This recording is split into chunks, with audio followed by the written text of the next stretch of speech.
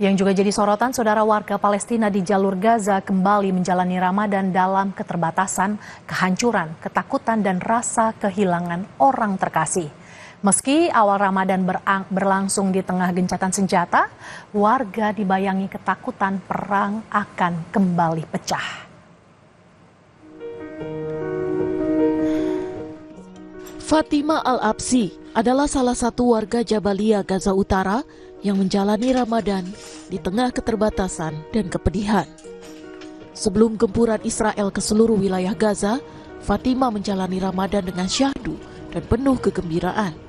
Ia dan keluarganya biasa berbelanja untuk keperluan Ramadan, mengunjungi kerabat, dan salat berjamaah di masjid. Namun tradisi tersebut tinggal kenangan. Serangan Israel merenggut nyawa suaminya dan menantunya. Rumah Fatima dan masjid yang biasa ia datangi pun hancur lebur. Sulitnya memenuhi kebutuhan hidup sehari-hari juga menjadi ujian saat bulan suci ini. Ramadan yang seharusnya penuh sukacita berubah menjadi kelam dan penuh kepedihan bagi warga di jalur Gaza. رمضان هذا حزين ومميز عن كل الناس. شوف الدمار، شوف الناس كلها لسه الشهداء تحت الركام، مش كلهم طلعوا. يعني أنا جوزي استشهد وفقدته، في كل لحظة بفتكره، في كل دقيقة، في كل صلاة. شوف لما بدك تقعد على السفرة وهو ما يكونش، كنا بنستناه نفطر على التمرة لبين ما يصلي المغرب في الجامع ويجي ونفطر مع بعض. حاليا يا حسرة ما في واحد تستني مين اللي عندك كان جوزي ولا جوز بنتي الله يرحمه. Ramadan di jalur Gaza berlangsung di tengah perundingan gencatan senjata fase 2 Israel-Hamas. Fase pertama gencatan senjata telah berakhir Sabtu waktu setempat. Sesuai perjanjian, tidak boleh ada serangan saat negosiasi berlangsung. Warga Palestina di jalur Gaza dibayangi ketakutan tentang apa yang akan terjadi selanjutnya.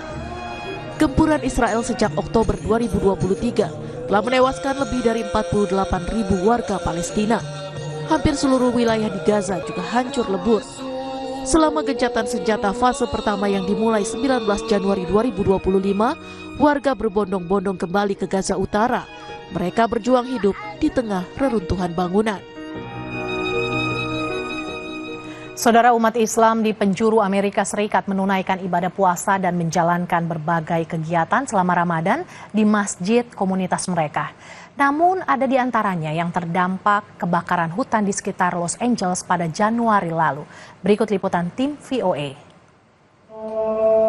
Ramadan tahun ini menjadi yang pertama bagi komunitas Muslim di Altadena, California, tanpa dipusatkannya kegiatan di masjid mereka, Masjid Al-Taqwa. Masjid ini terbakar habis akibat kebakaran yang melanda Altadena dan wilayah sekitar Los Angeles lainnya pada awal Januari. Ramadan has come to our minds, it is in a couple of weeks, and we've definitely thought of where we will be spending it because Masjid Al-Taqwa is no longer, right? But the people are there.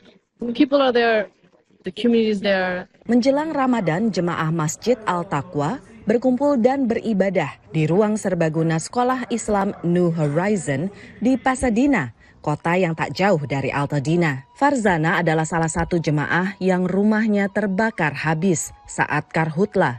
I just grabbed some essentials of the kids for the night, and I'm wearing my home clothes, and he's wearing his home clothes, and we're like, well, we're just gonna go to his parents. We'll spend the night watching the news anyways.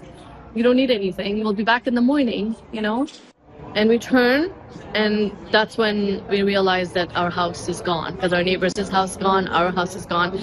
I go completely ballistic. I'm just,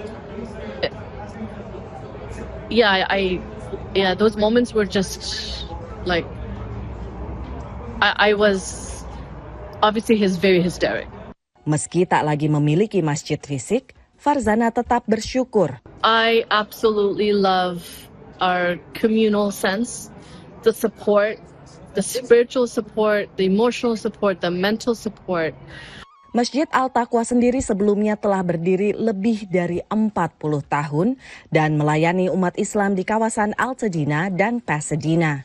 Penggalangan dana untuk pembangunan kembali masjid diluncurkan di situs urun dana Muslim Launch Good.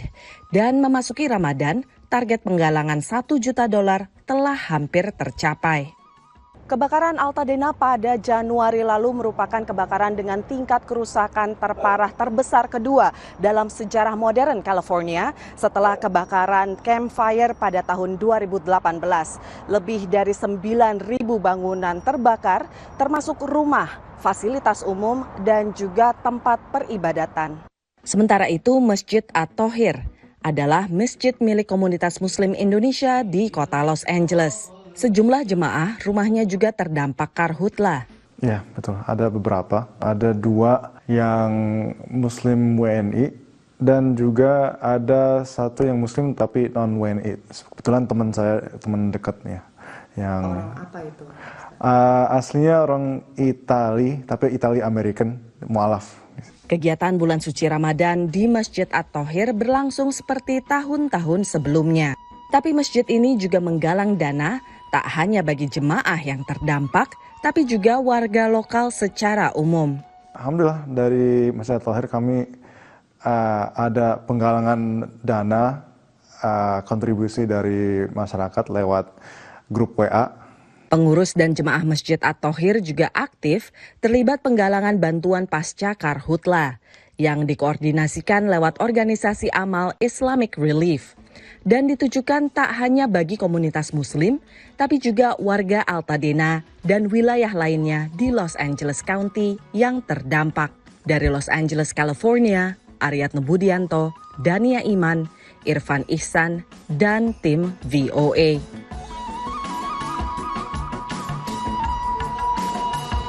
Saudara, Kompas yang akan kembali dengan cerita Nusantara, di antaranya Pasar Johar Kota Semarang menjadi pusat perbelanjaan alternatif yang ramai dikunjungi pembeli saat memasuki bulan Ramadan. Pembeli menyiapkan kebutuhan Ramadan dan hari raya seperti busana muslim dan perlengkapan ibadah. Ada pula informasi di Palembang, Sumatera Selatan berdiri Masjid Ki Marogan yang syarat sejarah. Masjid tertua ini menjadi saksi perjalanan dakwah Islam di bumi Sriwijaya. Sesaat lagi Kompas yang akan kembali.